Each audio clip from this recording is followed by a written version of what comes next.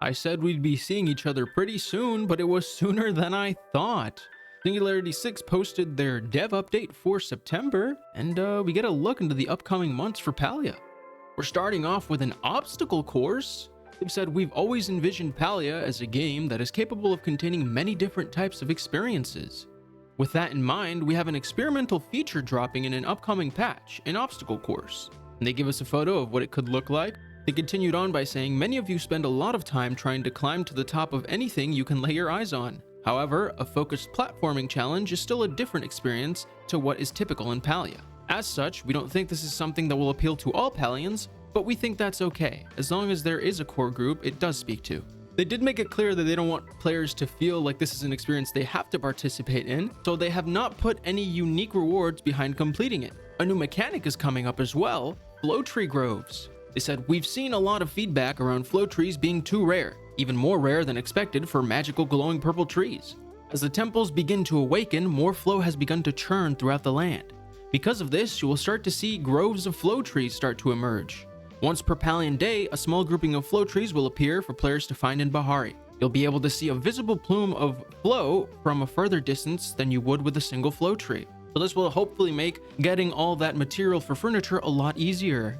They're also going to introduce flare arrows. We know that signaling your location on the map to other players can be difficult in a variety of situations across Palia. We've been tinkering with flare arrows and can't wait for this new addition to help players with this challenge moving forward. Flare arrows deal no damage and do not alert nearby creatures. It will leave a lingering visual effect in the sky for 1 minute, and the flare color will be randomized. It will be crafted using 5 heartwood, 5 flint, and 1 crystal lake lotus, and you'll get 5 from the recipe. They've also brought up proximity chat again. Proximity chat will be a new text channel that allows players to send messages exclusively to players in their vicinity. In our local tests, it already feels so freeing to be able to just chat with the person next to you instead of spamming the whole server. You can expect to try this feature for yourself in the next couple of months. We also got to look into this amazing quality of life feature, which I'm sure we're all excited for, ammo and bait and quest pouches. We have seen a lot of feedback around managing bag inventory when players are out in the world. We're adding separate places for you to store ammo and bait and quest items called pouches. When created or looted, ammo and bait and quest items will go directly to these dedicated pouches. No management required.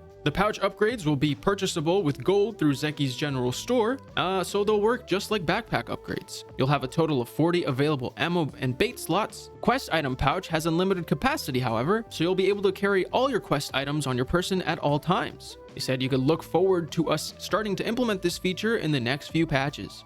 We're also working on improvements to the workbench. You saw our first step towards improving the experience with the workbench when we introduced the ability to multi-craft. Coming up next, look forward to even more improvements, including sorting options and updated tabs with several other additional changes in patches beyond that. So hopefully this will make sorting through all the recipes a lot easier. They also gave us a little more insight into not only a new mechanic, but the culture of Majiri themselves. The Magi culture is deeply influenced by the stars and moons. Part of this culture that we haven't yet shared in Palia are starstones, which reflect your Luna sign. A Luna sign is the phase of the dragon moon you were born under, similar to how we assign birthstones to months in real life. You'll be able to find these starstones and various rarities in random drops while mining. Starstones will sell for a very high value and buff the economic potential of mining significantly. You can gift them to villagers who will respond positively when receiving their starstone. We'll be sharing more details as this feature develops, so keep checking back on our monthly dev updates. So odds are we won't be seeing this mechanic for a couple months, but it is exciting.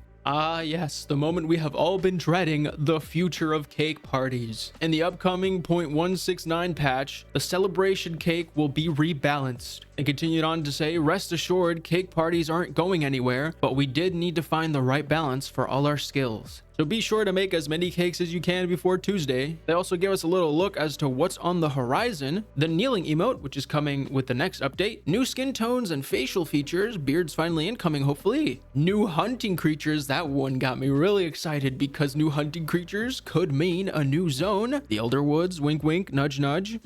Perhaps. And if it's on the horizon, I'm going to assume it's at least within a month, maybe a month and a half. So they also said there's additional improvements to the request system. And towards the end here, we got a little tease.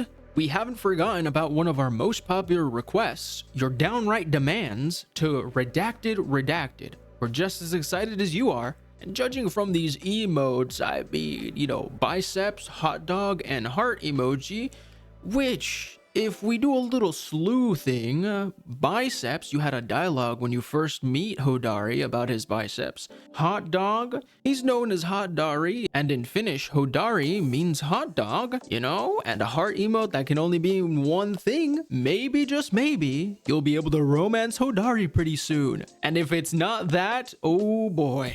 I don't know what it could be, because we thought it was that last time and we were wrong. But maybe this time, we're right. What else could it be? They're teasing us. They're playing with our minds. But that's all from the dev update this month. I will be seeing you guys in a couple days for the new update. And maybe we'll get a couple surprises there. Who knows? Who knows? These devs are sneaky like that.